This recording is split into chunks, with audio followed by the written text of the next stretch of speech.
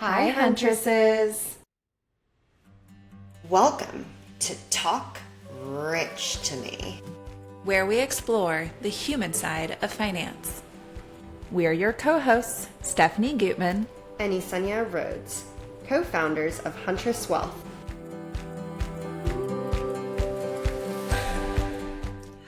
Hi, Huntresses. It's Ysenia. On today's episode, Stephanie and I are discussing budgeting, why that feels like a dirty word, how to align spending with your values instead, and why saying no to expensive plans doesn't make you a bad friend. Hope you enjoy. We're back again. I think that we are taking it back to the reason tis the season, right? So a lot of spending decisions. And so I think tis the season of spending and maybe thinking about your budget going into the new year, being like, oh, new year, new budget. And we just wanted to talk about how budget, well, that's a word we don't like. Well, and that concept of like next year I'll be better. And I think this goes into like, what is a budget and is it better? Are you actually going to be better because the clock or the calendar went from 2025 to 2026 at 12 a.m.? My whole thing is like, what does better mean? Right? Like, should there be a value placed in spending less? Is there a value in being frugal? And that's the F word. The F word. And this is hard because we regularly hear it, or like Ysenia already called me frugal, and I felt like Frugal Freddy. Well, and I didn't like that. Oh, right? No. But the thing is, like, frugal's a loaded word. And it's not just like not spending too much. It's like, and you're good because you don't spend too much, or and you're bad because you're not spending too much. We attach emotion to this concept of how much we're spending.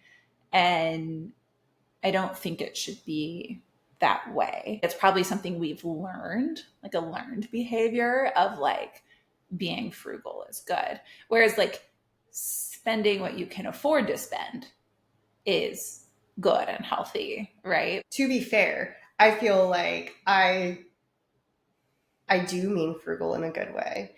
And I certainly feel inward shame about being a spender or like saying those words out loud.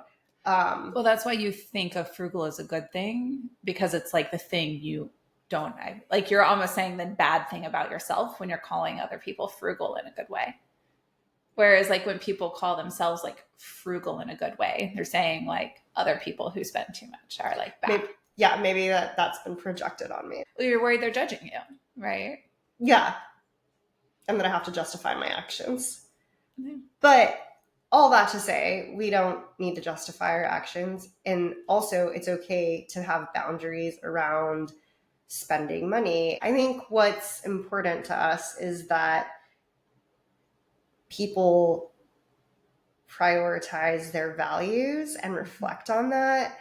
We always talk about life choices versus financial decisions. And so in the spirit of the month that might make us really anxious, I think that's really what it is. I think that a lot of people get really anxious in December about how much they're going to spend because they're going to visit family. They're going to do all these things. And so, this whole thing is meant to talk about why it's okay. You're okay. You're okay. And like, if you need to be managing your spending because you have goals you're working towards, like that's fine too. It's just like knowing why, like knowing what's important to you. And so it could even show up in like the gifts you choose to get your kids, right? Like,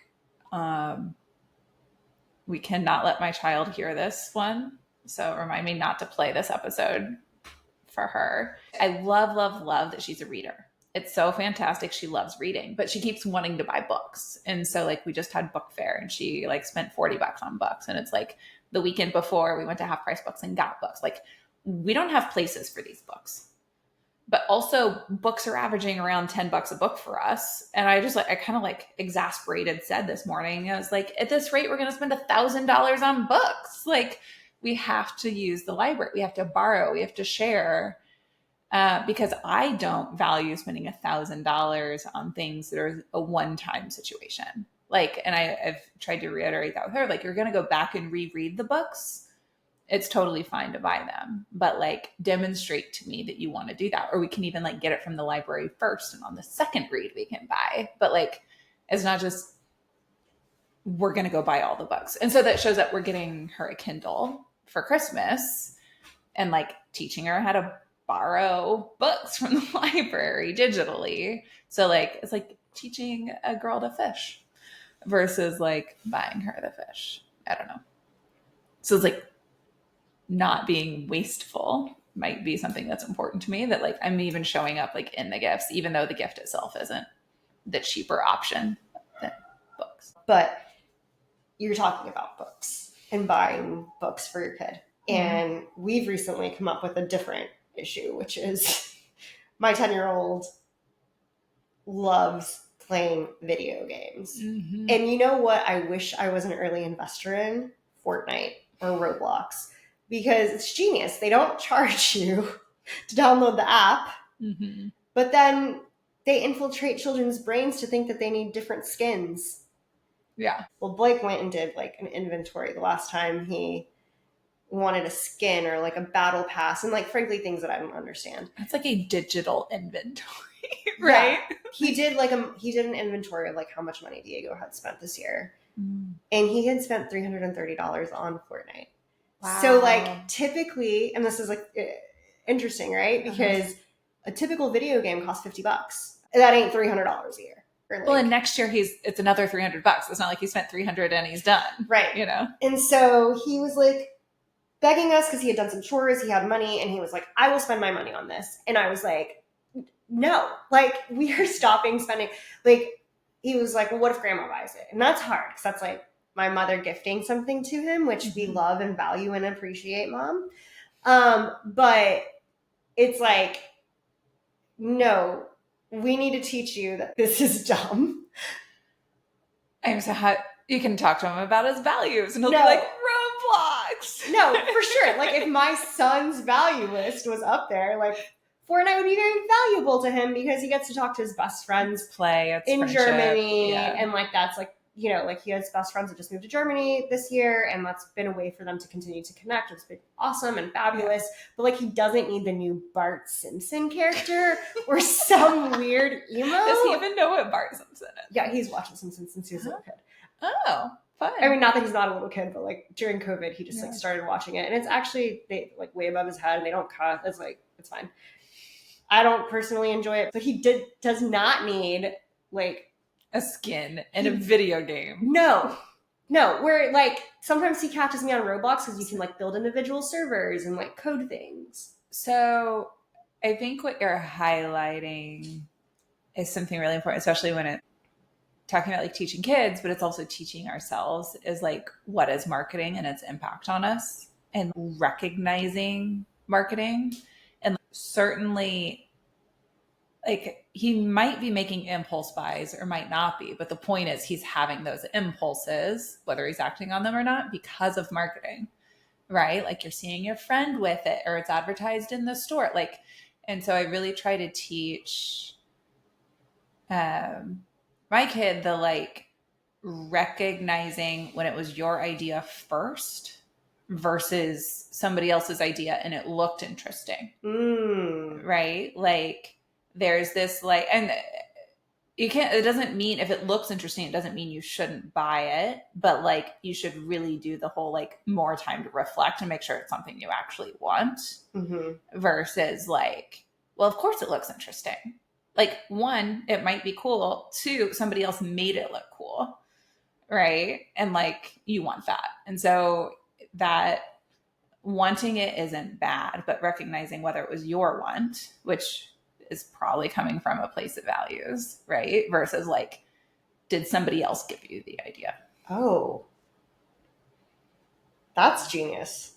I mean, was this years as a marketing executive that you did, or like, I'm being serious? No, legitimately like studying marketing and learning how it works. And it's all psychology. So I imagine trained psychologists like recognize this stuff too. But how, like, there's tools, tricks, tactics to get people to do stuff, right? I had a whole class in business school called advocacy, which was literally just convincing people to do stuff. And they started off like, this can be a tool for good or evil. It's your responsibility to use it correctly, but like, this is how you get people to do stuff. Wait, I was gonna joke. I was gonna be like, do I need to go get my MBA to figure this shit out too? But like, I'm glad I have you. Well, no, all the MBA is trying to convince you to do shit. Like it's all these people who have learned these tactics, right? And it gets even more insidious, like, when we think of social media, right? And like, I think of content creation and influencers as a real business. And I like it because it's like democratized this sense of marketing, right? Where it used to be this room of old men in New York deciding what you were going to buy this year. It's like way more, I think, equitable on like who is influencing you. But then you have this like compounding of like echo chambers and like seeing it over and over again. And this like engines feeding on your emotion. Like, so social media is specifically trying to make you emotional. So your guard goes down and you're more likely to buy things. Like, that's why it exists. That is so interesting. But the whole point is they've figured out how to sell things. So I hope they've even developed this muscle for like, oh, I'm being influenced, right? And so like, and the point is it's something you have to learn to recognize and a muscle you have to build. And so like, when I hear of your 10-year-old spending $300 in a video game, like that doesn't surprise me at all, because there are brilliant people out there figuring out how to get your 10-year-old to spend $300 in a year on a video game. What I really think is interesting is like, as a value in like teaching your child that, like, that's brilliant, because, you know, me and Blake just want to be like, that's dumb. But like, obviously that doesn't hit him, right? Like, just like, it doesn't hit merit. So I think like teaching that even to your kids, and then frankly, like inwardly speaking, like that's something that I've done, because I love fashion. Like, frankly, that's probably my largest spending item outside of my needs. And like, I used to go to a job at least 3 times a week. So and an excuse for all the fashion. And I followed a lot of influencers that sold more like fashion and clothes. And I'm like, why am I following this person? Like, I am not going to purchase a Chanel bag. And it's just giving me like weird envy. Yeah. And like, it's not healthy at all. I think what's interesting, it took me a while to notice, but when I started noticing it, I couldn't stop, is for most people who their business isn't online, they follow far many more accounts than follow them. You are choosing to follow people to market to you, right? And it's like constant. It's like, it is all the time you're spending is people feeding you ideas to buy. It's interesting to think back like the before times, right? Like magazines were this source of influence for people. There's something a little more safe about that. You couldn't immediately press like buy from a magazine like you would go to the internet and do. Or go to Nordstrom. Or go to Gap or like whatever. It was like separated. Magazines were more from the perspective of like they aggregated for you and then you developed your own sense of style or like they'd show you like 5 different ways to pull off this trend.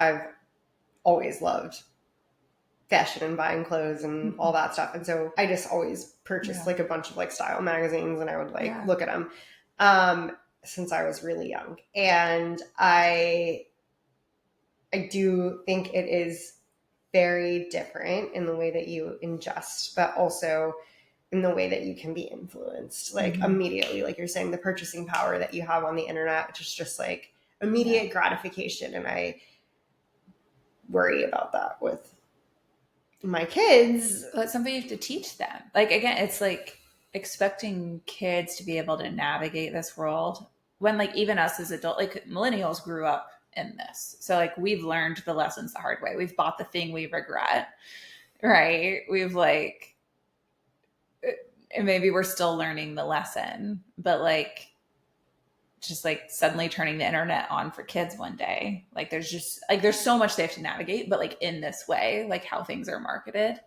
is like so important to teach. Yeah. So we have been talking about values, value-based spending, like teaching kids about that. I mean, some people might say, specifically Chat GPT, that your values shift. And that's a conversation that you and I have had a lot. And your opinion really, like, you were like, I don't think your values change that much. Yeah. I think you might learn your values. I think people don't necessarily spend a lot of time reflecting on what they are. And we obviously strongly encourage that. But you'll kind of notice they've been there all along. Like even when we go through value setting exercises, it's not about right now. Like we're asking about your childhood and about like the way you've interacted at different points in your life. Like values might change a little bit, but they don't change a lot. And so, but there might need to be different points in time shifts in your spending, right? Like how you want to enact that value might look different now versus later. And so certainly if you're adding new spending, like reviewing if there's something not to spend, but I think the bigger part is like communicating with people around you, your values, and saying them loudly helps with keeping your spending in line. Yeah. You know what I mean? No, I agree. I think, you know, we often like, clearly we're always talking about money and like whatever. I often joke about things, but the idea that your values, you know, I honestly have always hated that exercise. Like I have done leadership organizations. You like roll your eyes hardcore and I'm like, Ysenia, let's do values. Going through a list that you put in front of you is so just like, what am I supposed to do with this list?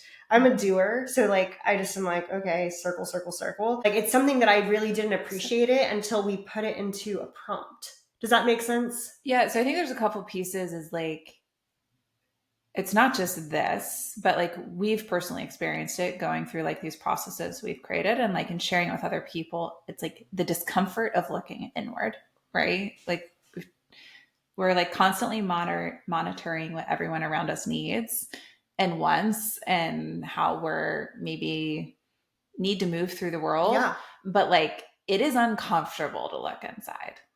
Right. Yeah. And that is like a learned skill. So like not wanting to do values in a corporate setting where you don't have like high trust. These are values that like you don't have to like get up in front of a room and be like, my values are XYZ, right? It's more, it's, this becomes like your code for decision making. It is like your shortcut and your cheat sheet. If you know what's important to you, it becomes so much easier to like be decisive. Like you have a big shift, big change, and you can start to see your values showing up in that change, right? And this like goes to the notion of like if you're stuck, it might be hard to see your values.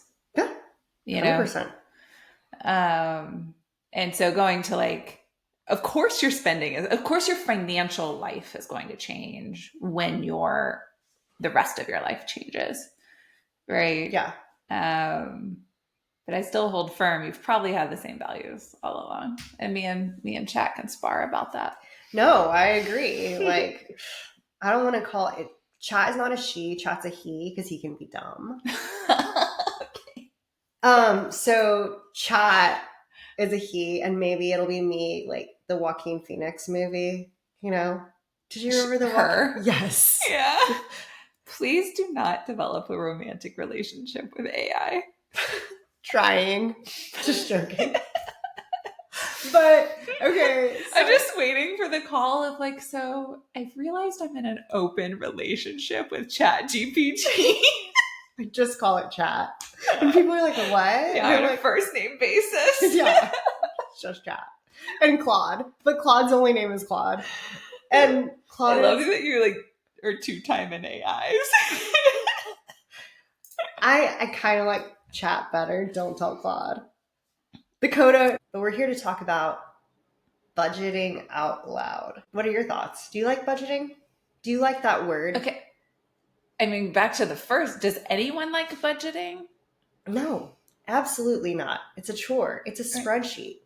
And I think like it's a tool. Like there's times where it's useful and times where it's not. If you like Dave Ramsey, you probably don't like us or this pod episode at all. But Yep. Here we are. And maybe budgeting isn't the right term, right? But doing the values, figuring out what your conscious spending habits are, sitting down and making a plan can honestly be freeing. And not thinking about it from a budget perspective.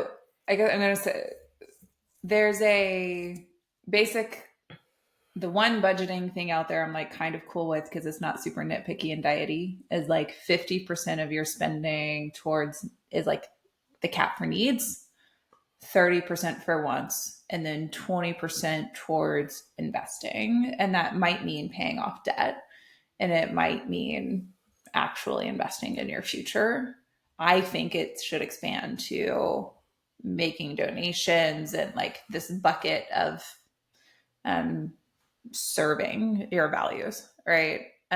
Those are good guidelines to be doing that 10 to 20%. And if you're not making your full potential yet, you know, if you're younger or haven't like if you're feeling like that's a huge statement to be able to save 10 to 20%, you're not doing anything wrong. Like there is a point of like being able to afford needs and like getting control and awareness and value-based wants, right? And then like that can take time to have that 20%, but like that's the goal. If you're doing the 20%, we don't need to talk budgets.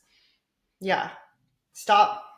And also stop avoiding the like, and I feel like sometimes that could be budgets too, right? Like sometimes we feel like we live and die by this budget or like whatever. As women, we tend to do that. We tend to save, we tend to have money in cash. And it's like, no, like let's talk about what's next and how do your values play into that? Because those can be short-term, long-term, mid-term goals. You don't know if you don't look, right? Like you could be fine and you could not be fine, but you're not going to change your behavior and feel good in your decisions until you know that. Yeah.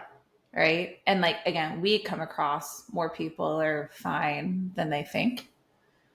Right. And it's not a guarantee. Like, you need to take a look. But like, there's this version of reality you've created that might not actually be reality until you go look at it. And like, looking over that ledge, like, doesn't, like, it's way scarier than you think it is.